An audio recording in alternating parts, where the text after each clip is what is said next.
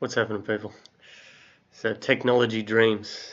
Um, Looking at the technology that exists today, and I'm trying not to say so much. The idea that the technology we have is becoming like magic, and when it does become magic, our lives become like a dream.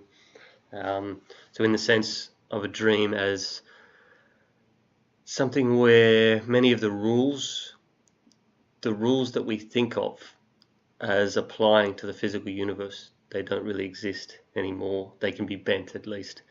And also the fact that things don't really make sense. There is a different kind of logic, a logic that we don't fully grasp. And this is both an amazing thing and also quite frightening. And you got the dream as a positive thing and also the nightmare.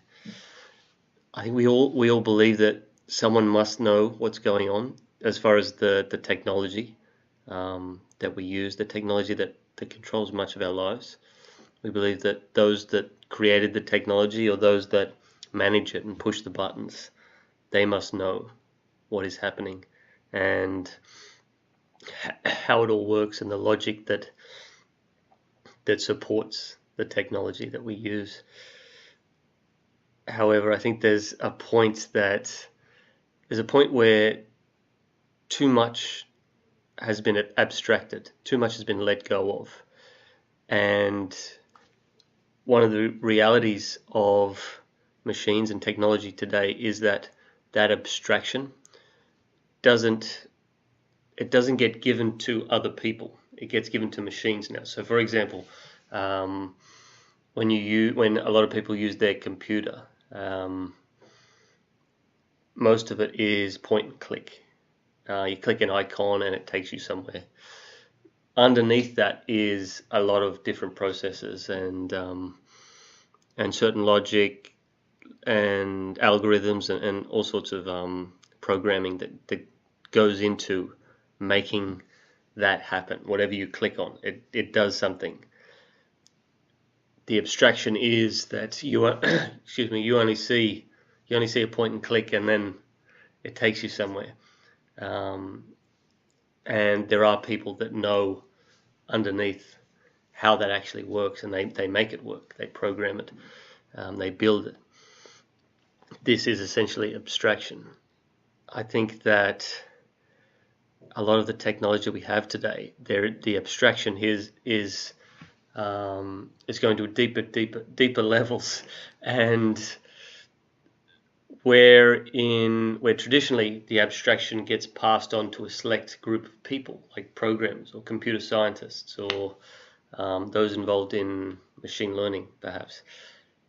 Now that abstraction has a new agent, a new player that is being given the responsibility of understanding what's going on, and that is a machine. So yeah, I think technology, machines, and what underlies these machines, the logic, the process, it's becoming like a force of nature that we work with and around, but that we never truly understand, we never fully understand. There's a quote from The Second Coming by Yeats, W.B. Yeats, an Irish poet, and I'll take two parts of it. The falcon cannot hear the falconer, and mere anarchy is loosed upon the world. And the idea is that that which we once controlled, the falcon, there is no direct relationship anymore, that it cannot hear what we say, it cannot hear our directions. It's too far removed. And as a result of this kind of chaos, Yeats describes it as mere anarchy. It's kind of an inversion of the sense of what anarchy is. Anarchy, usually think of it as this intense chaos, this dramatic loss of control and loss of order. and in fact it comes as kind of something quiet and mundane. It eases in this anarchy. It's not a sudden shift, but a slow loosening of order and control. And I think you could see that the process that we're in could head down that path. I think, of course, there is something that is absolutely, it's wonderful about the magic that we have today, where reality is expanded and deepened, and what's possible. I mean, it becomes almost endless now, and we build artificial realities and new universes potentially, where we can explore and create, but that perhaps we are always lost, and that nothing is ever known for sure.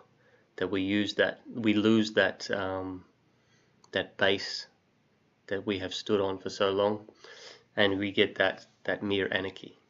And to go back to that first part, the falcon cannot hear the falconer. The idea that we are the falcons, and that we cannot hear the falconer. That universal truth, that solid reality, that objective reality, that connection to the whole, that supports us and gives us some kind of grounding. The alternative, and the optimistic and positive alternative, is that through this new technology we get kind of a new idea of God and a new sense of self, that it doesn't break our connection. It merely reshapes it, or not merely, it reshapes it, and makes of it something new. So there's a new idea of God, a new idea of our position in the universe, our relation to the universe, and a new sense of spirit, new religions, kind of potentially a spiritual rejuvenation born from this new environment that we're creating, these new possibilities for relating and experiencing the world. So that's a positive thing. And I think always there is that fork where perhaps we're coming to the end of an era, the end of an age, the end of an understanding of ourselves and the universe, and with that there's new birth, but potentially it has that